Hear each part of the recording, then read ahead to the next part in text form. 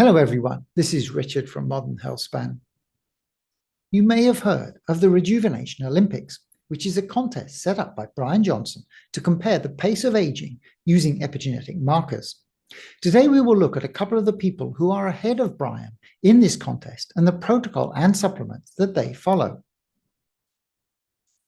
Here is the absolute leaderboard, which is to say the participants who have the best scores overall. We will get into what the scores mean in more detail later, but in simple terms, the score can be thought of as a pace of aging. So a value of 1.5 would mean that the person was aging 1.5 years for each chronological year, and a value of 0.75 means that a person was aging 3/4 of a year for each year.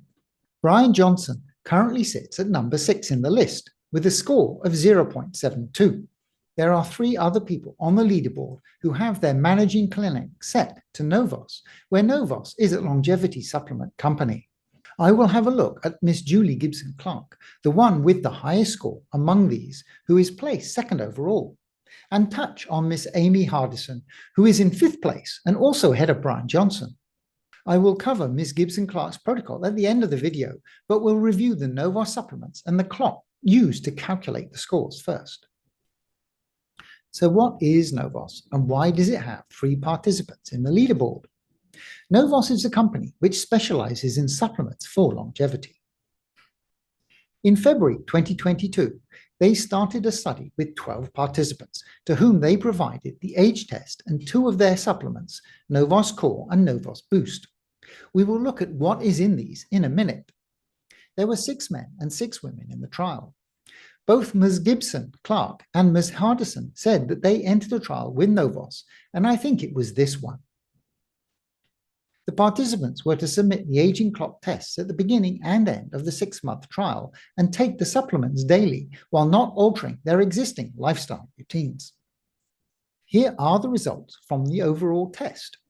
The red box covers the baseline scores, and the green box covers the scores after 6 months. All except 3 of the trial participants saw a decrease in pace of aging during the trial, and taken together, the results were statistically significant. As a note, this is not a clinically controlled trial and was run by NOVOS, though there was minimal interaction with the participants, and the aging tests were handled by a third-party company. And it does show a reduction in the pace of aging over the trial period. So what are the 2 supplements that NOVOS asked the participants to take? The first is NOVOS Core, which is a cocktail of 12 substances aimed at improving health span. It comes in a sachet and you mix it in with water and then drink it. Note, there are 13 ingredients listed here, but the magnesium and malate are combined, so there are actually only 12. We talked with Chris Mirabal from NOVOS previously about the ingredients and why they were included, and I have linked to that above. The only ingredient that I'm aware of which has been tested to see if it impacts epigenetic markers of age is alpha-ketoglutarate, which in a different study did show the ability to reduce epigenetic age. We talked about this before, and it is linked to above. The other ingredients, such as fisetin, hyaluronic acid, etc., are proposed to address markers of aging, but whether they can change epigenetic age is unknown.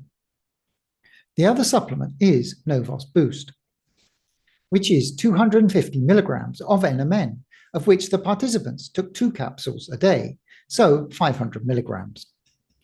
As well as the absolute leaderboard, there is a leaderboard for improvements between the first 2 test averages and the current number, as multiple tests are required.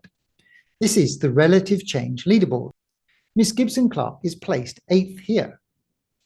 We will look at her protocol in a bit, but that should not have changed during the trial, so it's interesting to see that she improved from 0.765 to 0.65 during the trial period. Where does the clock that is used in this contest come from? It comes mostly from this paper. So the authors who developed the clock have published 2 papers, and this is the most recent, which was published in 2022. Dunedin is a city in New Zealand where the cohort data was collected, and PACE is an acronym for Pace of Aging Calculated from the Epigenome. The study included babies born in the city of Dunedin in 1972 to 1973, and they have been followed ever since. Having a single group in the same environment helps to remove some of the common confounders which can impact other clocks, such as that people born at different times will face different stressors. The team tracked the aging of the group across various organ systems. There was a previous version of the clock, DunedinPoAm, which we actually looked at and is linked to above. But another set of data was collected when the cohort was 45 years old, which let them develop a better clock. This is the DunedinPACE. This allowed them to develop an epigenetic metric which models how fast or slow a person is aging. So a value of 1 would mean that for every chronological year, the person ages 1 biological year, whereas Ms. Gibson Clark has a value of 0.665, which means that her aging is slowed, and for every year, she ages about 2/3 of a year. I will not dive into all the details of the DunedinPACE clock, but it has been shown to predict mortality and morbidity better than other second-generation clocks, such as GrimAge. This graph shows that the mortality from the Framingham Heart Study cohort split into 3 groups. Those beyond 1 standard deviation above the mean pace in red, so these people are aging more quickly. Those within 1 standard deviation of the mean in purple, so these are aging closer to the normal rate. And those beyond 1 standard deviation below the mean in blue, who are aging more slowly. This shows a strong correlation between mortality and the PACE scores.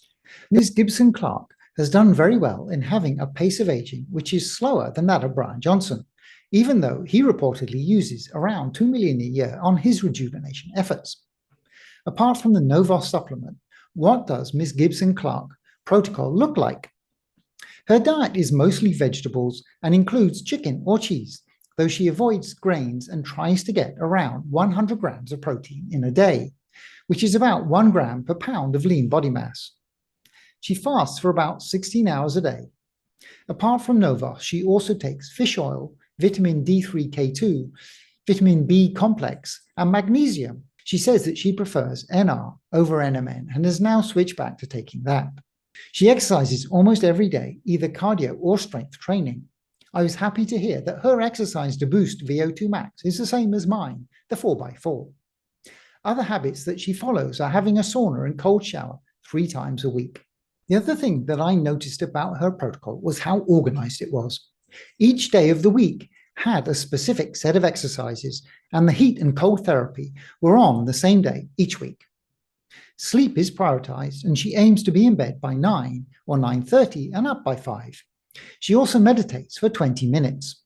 One of the things she emphasizes as important to her is her relationship with her son. Miss Gibson Clark has always been active, but she had a health scare a decade or so ago due to high levels of heavy metals, which she managed to detox. It's interesting that she could overcome this previous health issue to get such a good score now. I do not have a great deal of information on Ms. Hardison's protocol, but the thing that I noticed most was the similarities between hers and Ms. Gibson Clark's. A mostly vegetarian diet with lean meat, frequent exercise, though Ms. Hardison focuses on cardio, either an elliptical machine or swimming, and the importance of family connections. It's interesting to see how well Ms. Gibson Clark and Ms. Hardison are doing, given that neither of them were focusing on longevity originally. They both got onto the leaderboard because NOVOS invited them to their trial, and they reported being surprised when they saw how well they did. Their lifestyles are straightforward, but incorporate the key factors known to help with Healthspan: regular exercise, whole food diet, social connections, and sleep. It seems that the leaderboard has not been updated for a while, and so there will probably be changes now. But great to see that it does not require large resources to be able to compete in being healthy. Thank you for your attention, and I wish you all well.